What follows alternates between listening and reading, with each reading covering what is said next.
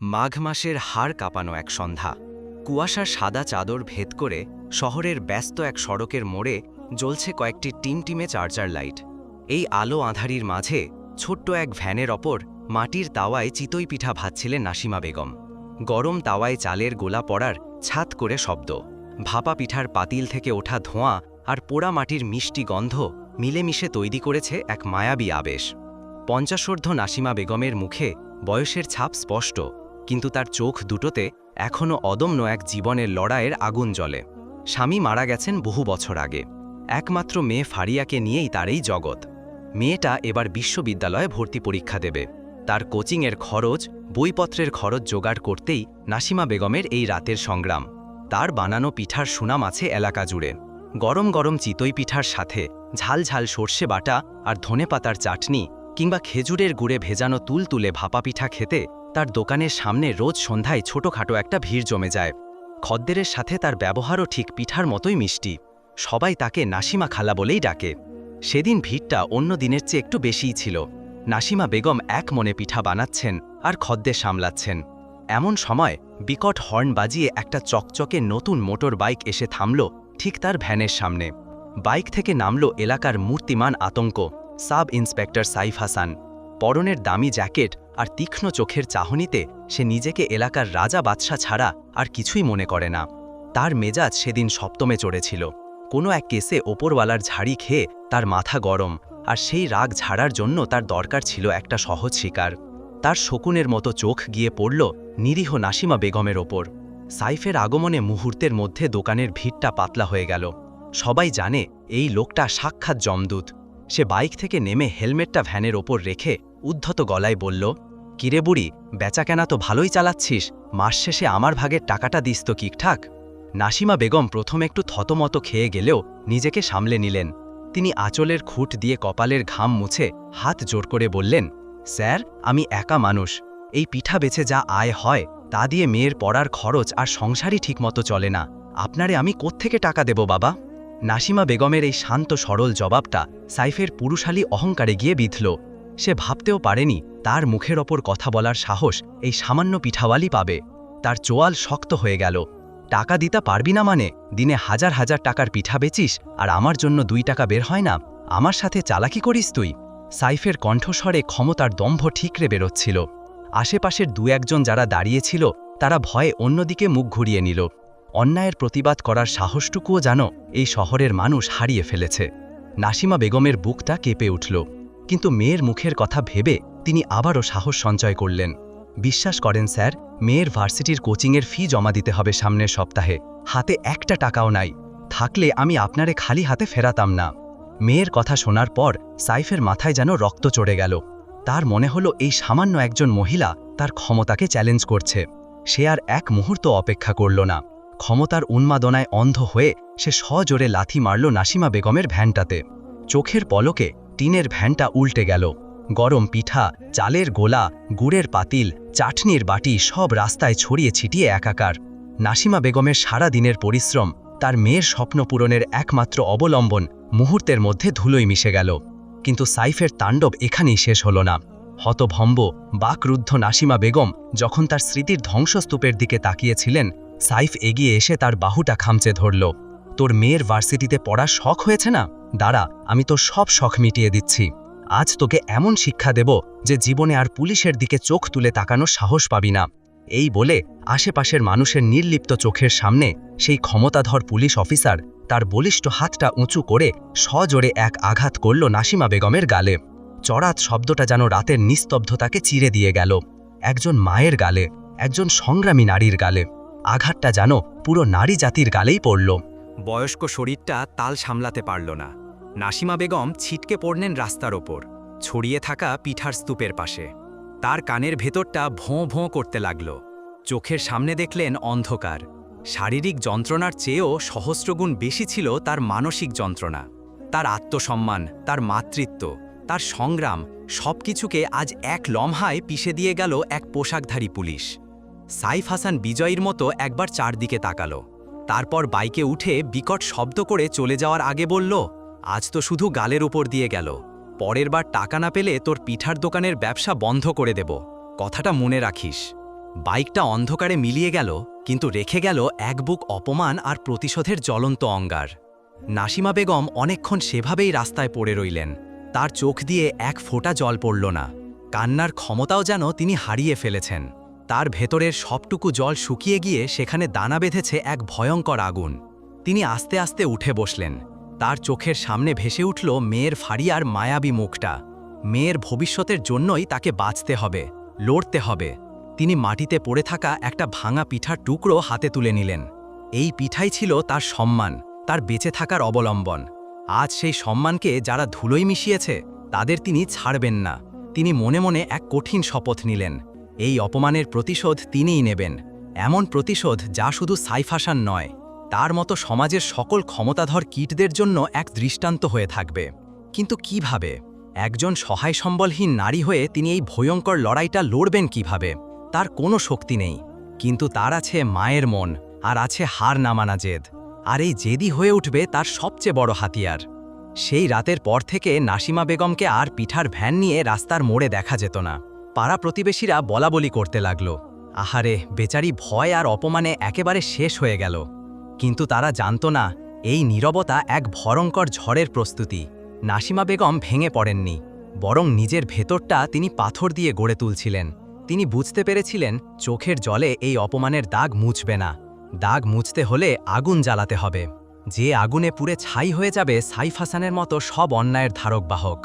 তিনি তার ভাঙা টিনের ঘরটার এক কোণে বসে দিনের পর দিন শুধু একটাই চিন্তা করেছেন, কিভাবে প্রতিশোধ নেওয়া যায়।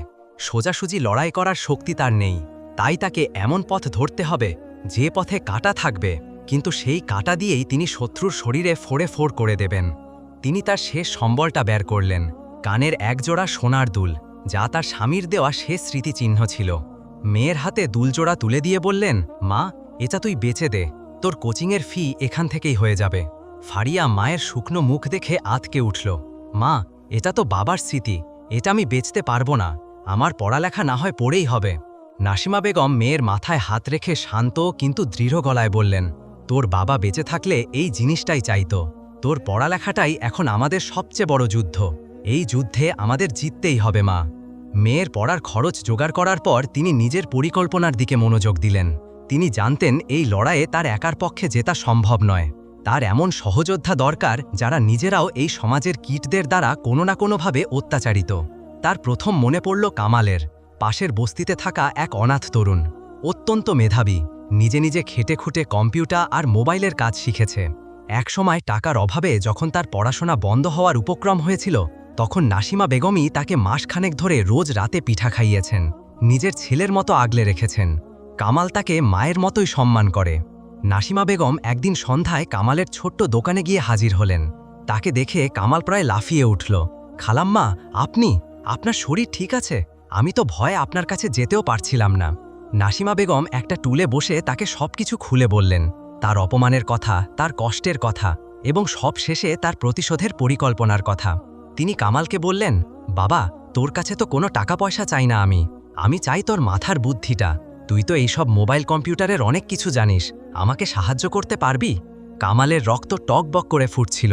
তার সবচেয়ে প্রিয় মানুষটার এই অপমান সে কিছুতেই মেনে নিতে পারছিল না। সে নাসিমা বেগমের হাত ধরে বলল, খালাম্মা, আপনি শুধু হুকুম করবেন, এই সাইফ হাসানকে যদি জাহান্নামেও পাঠাতে হয় আমি রাজি আছি। নাসিমা বেগমের চোখে আশার আলো জ্বলে উঠল। তিনি জানতেন তিনি সঠিক মানুষকেই বেছে নিয়েছেন। এরপর শুরু হলো তাদের গোপন মিশন, অপারেশন পিঠা। কামাল তার প্রযুক্তিগত জ্ঞানকে কাজে লাগালো। সে তার জমানো টাকা দিয়ে অনলাইন থেকে কয়েকটি ক্ষুদ্র স্পাই ক্যামেরা, সাউন্ড রেকর্ডার আর জিপিএস ট্র্যাকার কিনল। তাদের দলে যোগ হলো আরও দুজন, একজন শফিক, পুলিশ স্টেশনের উল্টো দিকের চায়ের দোকানদার। সাইফ হাসান প্রায় তার দোকান থেকে চা সিগারেট খেয়ে টাকা দিত না, উল্টে তাকে ধমকে যেত। শফিকের মনেও সাইফের বিরুদ্ধে ক্ষোভের আগুন জ্বলছিল। সে তাদের দলের কান হিসেবে কাজ করতে রাজি হলো। থানা থেকে কে বেরোচ্ছে, সাইফ কার সাথে মিশছে, সব গোপন খবর সে কামালের কাছে পৌঁছে দিত। আরেকজন হলেন শাহিদা চৌধুরী, এলাকার এক অবসরপ্রাপ্ত স্কুল শিক্ষিকা, অত্যন্ত ব্যক্তিত্ব সম্পন্ন এবং শ্রদ্ধেয় একজন নারী। সাইফের অত্যাচারে এলাকার পরিবেশ নষ্ট হওয়ায় তিনি নিজেও ক্ষুব্ধ ছিলেন। তিনি সরাসরি কোনো কাজে অংশ না নিলেও তাদের নৈতিক সাহস জোগাতে লাগলেন এবং তার পরিচিত মহলে সাইফের বিরুদ্ধে জনমত তৈরি করতে শুরু করলেন। এইভাবেই চারজন আপাত দৃষ্টিতে সাধারণ মানুষ মিলে তৈরি হলো এক অসাধারণ প্রতিরোধ বাহিনী। নাসিমা বেগম হলেন এই বাহিনীর মস্তিষ্ক। তিনি তার বয়স আর সাধারণ পোশাককে হাতিয়ার হিসেবে ব্যবহার করতে শুরু করলেন। তিনি কখনো ভিক্ষুকের বেশে, কখনো সবজি বিক্রেতার বেশে সাইফের গতিবিধির ওপর নজর রাখতেন। তার সাধারণ চেহারার কারণে কেউই তাকে সন্দেহ করত না। কামাল সেই স্পাই ক্যামেরাগুলো শফিকের চায়ের দোকানে এমন কিছু জায়গায় লাগিয়ে দিল যেখান থেকে থানার গেট এবং সাইফের আড্ডার জায়গাটা পরিষ্কার দেখা যায়। একটা সাউন্ড রেকর্ডার সে ভিক্ষুকের ছদ্মবেশে সাইফের প্রিয় পান মশলার দোকানে রেখে এলো। দিনের পর দিন তারা সাইফের প্রতিটি পদক্ষেপ অনুসরণ করতে লাগল, আর তাদের পাতা ফাঁদে একের পর এক প্রমাণ জমা হতে লাগল। ক্যামেরায় ধরা পড়ল সাইফের ঘুষ নেওয়ার দৃশ্য, নিরীহ রিকশাওয়ালাকে মারধরের ভিডিও, এমনকি এক নারীর প্রতি তার অনৈতিক আচরণের প্রমাণ। তারা শুধু সাইফের মধ্যেই থেমে থাকল না। কামালের এক হ্যাকার বন্ধুর সাহায্যে তারা সাইফের ফোনের কল রেকর্ড এবং ব্যাংক অ্যাকাউন্টের স্টেটমেন্ট বের করে ফেলল, আর সেখান থেকে বেরিয়ে এলো এক ভয়ঙ্কর তথ্য। সাইফ একা নয়, সে এক বিশাল দুর্নীতিবাজ চক্রের একটা ছোট অংশ মাত্র। এই চক্রের মাথায় বসে আছে এলাকার প্রভাবশালী নেতা এবং ওয়ার্ড কমিশনার জাহিদ চৌধুরী। এই জাহিদ চৌধুরীর কালো টাকার জোরেই সাইফ এত দাপটের সাথে তার সব অপকর্ম চালিয়ে যায়। নাসিমা বেগম বুঝলেন শুধু একটা ডাল কাটলে হবে না, পুরো বিষবৃক্ষটাকে শিকড় শুদ্ধ উপড়ে ফেলতে হবে। তার প্রতিশোধের পরিকল্পনা এখন আরও বড়, আরও ভয়ঙ্কর রূপ নিল। তিনি শুধু নিজের অপমানের প্রতিশোধ নেবেন না, তিনি পুরো সমাজকে এই জাহিদ সাইফের মতো দানবদের হাত থেকে মুক্ত করার শপথ নিলেন। তাদের হাতে এখন প্রমাণ আর প্রমাণের পাহাড়। এখন শুধু অপেক্ষা একটা মোক্ষম সুযোগের, একটা চূড়ান্ত আঘাতের, যে আঘাতে পুরো দুর্নীতির সাম্রাজ্য তাসের ঘরের মতো ভেঙে পড়বে। ছাই চাপা আগুন থেকে জন্ম নেওয়া ফিনিক্স পাখিটা এখন আকাশের ডানা মেলার জন্য প্রস্তুত।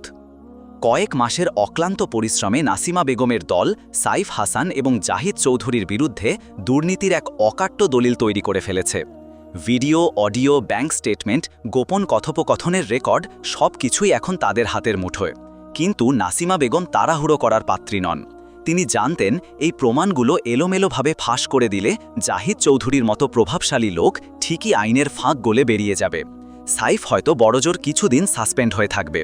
তিনি এমন এক মোক্ষম আঘাত হানতে চাইলেন যা হবে সরাসরি জনসম্মুখে, যাতে অপরাধীরা নিজেদের বাঁচানোর বিন্দুমাত্র সুযোগ না পায়। তিনি এমন এক মঞ্চ তৈরি করতে চাইলেন যেখানে এই দুর্নীতিবাজদের মুখোশটা সবার সামনে ছিঁড়ে টুকরো টুকরো হয়ে যাবে। তিনি তার ৩ জন সহযোদ্ধাকে নিয়ে শাহিদা ম্যাডামের বাসায় এক গোপন বৈঠকে বসলেন। শাহিদা ম্যাডামের ড্রয়িং রুমের নিস্তব্ধতায় নাসিমা বেগম তার চূড়ান্ত পরিকল্পনার কথা জানালেন। পরিকল্পনাটা শুনে কামালের মতো সাহসী ছেলেরও বুকের ভেতরটা কেঁপে উঠল। এটা ছিল এক দুঃসাহসিক এবং চরম ঝুঁকিপূর্ণ পরিকল্পনা, কিন্তু যদি সফল হয় তাহলে এটা হবে ইতিহাসের এক নতুন অধ্যায়। পরিকল্পনাটা ছিল একটা নিখুঁত স্টিং অপারেশন। তারা নিজেরাই একটা ফাঁদ পাতবে এবং সেই ফাঁদে সাইফ আর জাহিদ চৌধুরীকে একসাথে শিকার করবে। পরিকল্পনার প্রথম ধাপে কামাল একটি ভুয়া পরিচয় তৈরি করল। ফাহিম চৌধুরী, একজন দুবাই ফেরত বড় ব্যবসায়ী। সে নতুন সিম কার্ড ও ভুয়া কাগজপত্র ব্যবহার করে এলাকার এক দালালের সাথে জাহিদ চৌধুরীর সাথে যোগাযোগ করল। সে জানালো সে শহরের এক প্রান্তে একটা বিশাল আবাসন প্রকল্প গড়তে চায় এবং এর জন্য সরকারের খাস দখল করা একটি বড় জমি তার প্রয়োজন। সে স্পষ্ট ইঙ্গিত দিল যে এই কাজের জন্য সে যে কোনো পরিমাণ খরচ করতে রাজি। লোভের কোনো সীমা থাকে না। জাহিদ চৌধুরী এমন বিশাল শিকার পেয়ে মুহূর্তে টোপ গিলে ফেলল। খাস জমি দখল করা তার জন্য জল ভাত, আর এই কাজে তার ডান হাত হলো সাইফ হাসান। জাহিদ চৌধুরী কামালকে নিশ্চিত করল যে কাজ হয়ে যাবে, তবে এর জন্য স্পিড মানি হিসাবে 1 কোটি টাকা লাগবে। অনেক দর কষাকষির পর 50 লাখ টাকায় রাজি হলো। সিদ্ধান্ত হলো প্রথম কিস্তিতে 25 লাখ টাকা দেওয়া হবে, বাকি টাকা জমির প্রাথমিক কাগজপত্র হাতে পাওয়ার পর। কামাল শর্ত দিল যে সে নগদ টাকায় লেনদেন করতে চায় এবং লেনদেনের সময় জাহিদ সাহেব এবং তার সবচেয়ে বিশ্বস্ত অফিসার অর্থাৎ সাইফ হাসানের উপস্থিতি বাধ্যতামূলক। এবার প্রয়োজন ছিল একটা নিরাপদ জায়গার। শফিক খবর আনল যে শহরের বাইরে জাহিদ চৌধুরীর নিজেরই একটা পরিত্যক্ত গুদাম ঘর আছে, যা তিনি তার সব গোপন লেনদেনের জন্য ব্যবহার করেন। জায়গাটা নির্জন এবং নিরাপদ হওয়ায় এটাই তাদের জন্য আদর্শ মঞ্চ হয়ে উঠল। চূড়ান্ত দিন ধার্য করা হলো। তার একদিন আগের রাত্রে কামাল আর তার 2 বন্ধু মিলে সেই গুদাম ঘরে গিয়ে তাদের প্রযুক্তিগত কাজ সেরে ফেলল। তারা অত্যন্ত দক্ষতার সাথে গুদামঘরের বিভিন্ন কোণায় 4টি ক্ষুদ্র নাইট ভিশন স্পাই ক্যামেরা এবং একাধিক শক্তিশালী মাইক্রোফোন বসিয়ে দিল। সব কিছুর লাইভ স্ট্রিমিং সরাসরি কামালের ল্যাপটপে দেখার ব্যবস্থা করা হলো, যা সে গুদামঘরের কাছাকাছি একটি গাড়িতে বসে পর্যবেক্ষণ করবে। একই সাথে শাহিদা ম্যাডামও তার কাজ শুরু করলেন। তিনি শহরের সবচেয়ে নির্ভীক এবং সৎ হিসেবে পরিচিত 2টি টেলিভিশন চ্যানেলের ক্রাইম রিপোর্টার এবং পুলিশের এক উচ্চপদস্থ সৎ কর্মকর্তা ডিআইজি আবেদ আহমেদকে বেনামে খবর দিলেন। তিনি শুধু এটুকুই জানালেন যে খুব শীঘ্রই দেশের সবচেয়ে বড় একটি দুর্নীতির লাইভ প্রমাণ ফাঁস হতে চলেছে এবং তাদের যেন নির্দিষ্ট সময়ে নির্দিষ্ট ঠিকানায় প্রস্তুত থাকতে বলা হয়। সব প্রস্তুতি সম্পন্ন। নাসিমা বেগমের বুকের ভেতরটা ঢিপ ঢিপ করছিল। এত বড় এক ভয়ঙ্কর খেলায় তিনি নেমেছেন। সামান্য একটা ভুল তাদের সবার জীবনকে বিপদের মুখে ফেলে দিতে পারে। কিন্তু যখনই তার সেই অপমানিত রাতের কথা মনে পড়ছিল, তার সব ভয় উড়ে গিয়ে সেখানে জন্ম নিচ্ছিল ইস্পাত কঠিন এক দৃঢ়তা। নির্দিষ্ট দিনে সন্ধ্যার ঘন অন্ধকারে কামাল ফাহিম চৌধুরী সেজে দামি স্যুট পরে 25 লাখ টাকার একটি ব্রিফকেস নিয়ে সেই গুদাম ঘরে পৌঁছালো। অবশ্যই ব্রিফকেসা 500 টাকার কয়েকটি বান্ডেলের নিচে সবই ছিল কাগজের বান্ডেল। কিছুক্ষণ পরেই দুটো কালো কাচের গাড়ি এসে থামল। একটি থেকে নামল জাহিদ চৌধুরী আর তার 2 সাগরেদ। অন্যটি থেকে বুক ফুলিয়ে নামল সাব ইন্সপেক্টর সাইফ হাসান। তার মুখে ছিল সেই চিরচেনা তাচ্ছিল্যের হাসি। সে ঘুণাক্ষরেও টের পায়নি, আর কিছুক্ষণ পরেই এই হাসি তার মুখ থেকে চিরতরে মিলিয়ে যাবে। তারা ভেতরে ঢুকল। জাহিদ চৌধুরী চারদিকে দেখে নিয়ে কামালের সাথে হাত মেলালো। টাকা এনেছেন চৌধুরী সাহেব? জাহিদ অধৈর্য গলায় জিজ্ঞাসা করল। কামাল ব্রিফকেসটা খুলে দেখালো। টাকার বান্ডেল দেখে জাহিদ আর সাইফের চোখ লোভে চকচক করে উঠল। টাকা তো রেডি, আমার জমির প্রাথমিক কাগজ কই? কামাল পেশাদার ভঙ্গিতে জানতে চাইল। সাইফ হাসান একটা ফাইল এগিয়ে দিয়ে বলল, সব রেডি স্যার, এই নিন দলিলপত্র। এই জমিতে আপনার হই আমরা পাহারাদার থাকব, একটা মাছিও গলতে পারবে না। এই কথাগুলো বলার সময় তারা নিজেরাই নিজেদের অপরাধের স্বীকারোক্তি দিচ্ছিল, আর সবকিছু রেকর্ড হচ্ছিল গোপন ক্যামেরায়, যা মুহূর্তের মধ্যে ছড়িয়ে পড়ার জন্য প্রস্তুত। চমৎকার, তাহলে লেনদেনটা হয়েই যাক। কামাল টাকার ব্রিফকেসটা জাহিদ চৌধুরীর দিকে এগিয়ে দিল। জাহিদ হাত বাড়িয়ে ব্রিফকেসটা ধরার জন্য ঝুঁকেছে, মাত্র ঠিক সেই মুহূর্তে ঘটল চূড়ান্ত বিস্ফোরণ। হঠাৎ করেই গুদামঘরের বিশাল লোহার গেটটা বিকট শব্দে খুলে গেল। চারদিক থেকে আসা তীব্র ক্যামেরার আলো তাদের মুখের ওপর পড়ল। কিছু বুঝে ওঠার আগেই একদল সাংবাদিক ক্যামেরা আর বুম হাতে তাদের ঘিরে ধরল। একই সাথে পুলিশের সাইরেন বাজিয়ে গুদামঘরের বাইরে এসে থামল ডিআইজি আবেদ আহমেদের গাড়ি। জাহিদ চৌধুরী আর সাইফ হাসান যেন বিনা মেঘে বজ্রপাত দেখল। তাদের মুখের দাম্ভিক চেহারাটা নিমেষে ভয়, বিস্ময় আর আতঙ্কে ফ্যাকাশে হয়ে গেল। তারা বুঝতে পারছিল না এই সুরক্ষিত দুর্গের খবর বাইরে গেল কিভাবে। আর ঠিক তখনই সাংবাদিক আর পুলিশের ভিড় ঠেলে গুদামঘরের ভেতরে প্রবেশ করলেন এক অতি সাধারণ চেহারার নারী। তার পরনে একটা সাদামাটা শাড়ি, মুখে কোনো অভিব্যক্তি নেই, শুধু চোখ দুটো জ্বলছে প্রতিশোধের আগুনে। তিনি হলেন নাসিমা বেগম, সেই পিঠাওয়ালি যাকে সাইফ হাসান একদিন রাস্তার উপর লাথি মেরে ফেলে দিয়েছিল। নাসিমা বেগম সোজা সাইফের সামনে গিয়ে দাঁড়ালেন। তার চোখে মুখে কোনো ভয় ছিল না, ছিল একরাশ ঘৃণা আর করুণা। সাইফ তার দিকে ফ্যালফ্যাল করে তাকিয়ে রইল। তার দাম্ভিক মস্তিষ্ক কিছুতেই মেলাতে পারছিল না যে এই নগণ্য একজন মহিলাই তার এত বড় সর্বনাশের মূল হোতা। নাসিমা বেগম শান্ত কিন্তু হিমশীতল গলায় বললেন, সেদিন তুমি আমার পিঠার ভ্যানে লাথি মারোনি সাইফ, তুমি লাথি মেরেছিলে আমার মেয়ের স্বপ্নে, আমার সততার ওপর। তুমি শুধু আমার গালে চর মারোনি, তুমি আঘাত করেছিলে এই দেশের সব অসহায় খেটে খাওয়া মায়ের গালে। আজ তার প্রতিদান দেওয়ার দিন। এই কথাগুলো বলার সাথে সাথেই গুদামঘরের বাইরে থাকা বড় স্ক্রিনের ভ্যানে এবং দেশের প্রধান 2টি টিভি চ্যানেলে লাইভ চলতে শুরু করলো ভেতরের সব ভিডিও ফুটেজ। সারা দেশের মানুষ দেখল তাদের নেতা আর পুলিশের রক্ষকের আসল কদর্য রূপ। দুর্নীতির বিশাল পাহাড়টা এক মুহূর্তের মধ্যে ধসে পড়ল। যে হাত দিয়ে সাইফ হাসান একদিন নাসিমা বেগমের বাহু ছুঁয়েছিল, সেই হাতেই আজ পরানো হলো লোহার হাত করা। গুদামঘরে সেই নাটকীয় রাতের পর পুরো দেশ যেন এক ঝাঁকুনি খেল। টেলিভিশন, সংবাদপত্র, ফেসবুক, ইউটিউব, সর্বত্র তখন একটি আলোচনা, পিঠাওয়ালি মায়ের অসামান্য প্রতিশোধ। দুর্নীতিবাজ নেতা ও পুলিশ হাতে নাতে ধরা। সাইফ হাসান ও জাহিদ চৌধুরীর ঘুষ লেনদেনের ভিডিও ক্লিপটি কোটি কোটি মানুষ দেখল। সাধারণ মানুষ যারা এতদিন ক্ষমতাশালীদের ভয় চুপ করে থাকত, তারা যেন কথা বলার ভাষা খুঁজে পেল। নাসিমা বেগমের পরিচয় আর থাকল না। এক রাতের মধ্যে তিনি হয়ে উঠলেন সাহসী মা, অন্যায়ের বিরুদ্ধে প্রতিবাদের প্রতীক, বাংলার অগ্নিকন্যা। দেশের বড় বড় সাংবাদিকরা তার সাক্ষাৎ নিতে তার ভাঙা টিনের ঘরের সামনে লাইন ধরল, কিন্তু নাসিমা বেগম ক্যামেরার সামনে এসে কোনো বড় বড় কথা বললেন না। তিনি শুধু আঁচলে চোখ মুছে বললেন, আমি কোনো হিরোইন না, আমি একজন মা। আমার মেয়ের সম্মানের জন্য, আমার নিজের আত্মসম্মানের জন্য আমি যা করার তাই করেছি, এর বেশি আমি কিছু বলতে চাই না। আইন নিজের পথে চলতে শুরু করল। সাইফ হাসান, জাহিদ চৌধুরী এবং তাদের চক্রের সাথে জড়িত আরও কয়েকজন প্রভাবশালী ব্যক্তিকে গ্রেফতার করা হলো। নাসিমা বেগমের দলের জোগাড় করা অকাট্য প্রমাণের সামনে তাদের উকিলদের সব যুক্তি খড়কোটার মতো উড়ে গেল। সাইফ হাসানকে পুলিশ বাহিনী থেকে আজীবনের জন্য বরখাস্ত করা হলো। যে পোশাক ছিল তার ক্ষমতার উৎস, সেই পোশাকই তার জীবনের সবচেয়ে বড় কলঙ্কের তিলক হয়ে রইল। কয়েক সপ্তাহ পর শহরটা যখন আবার স্বাভাবিক ছন্দে ফিরছে, তখন একদিন সকালে সেই পুরনো রাস্তার মোড়ে আবারও দেখা গেল নাসিমা বেগমের পিঠার ভ্যান। তিনি ঠিক আগের মতোই শান্তভাবে পিঠা বানাচ্ছেন। তার মুখে ফিরে এসেছে সেই পরিচিত সৌম্য হাসিটা। তবে পরিবেশটা আগের মতো নেই। তার দোকানের সামনে এখন মানুষের উপচে পড়া ভিড়। তারা শুধু পিঠা খেতে আসছে না, তারা আসছে তাদের সত্যিকারের নায়ককে নজর দেখতে। কত মানুষ এসে নীরবে তার পায়ের কাছে টাকা রেখে যাচ্ছে। কেউ তার হাত ধরে বলছে, মা, আপনি আমাদের লড়াই করার সাহস জুগিয়েছেন। ফারিয়াও তার মায়ের পাশে দাঁড়িয়ে সাহায্য করছে। সে দেশের সেরা বিশ্ববিদ্যালয়ে পড়ার সুযোগ পেয়েছে। তার চোখে মুখে মায়ের জন্য সীমাহীন গর্ব। কামালকে দেশের একটি বড় আইটি ফার্ম ডেকে সম্মানজনক চাকরি দিয়েছে। তার মেধা এখন দেশের কল্যাণে কাজে লাগছে। শফিক এখন নির্ভয় তার চায়ের দোকান চালায়, আর শাহিদা ম্যাডাম তার অভিজ্ঞতা নিয়ে একটি বই লিখছেন, যার নাম দিয়েছেন সাধারণের অসাধারণ জয়। একদিন সন্ধ্যায় নাসিমা বেগম পিঠা ভাজছিলেন, এমন সময় পুলিশের একটি নতুন জিপ এসে তার দোকানের সামনে থামল।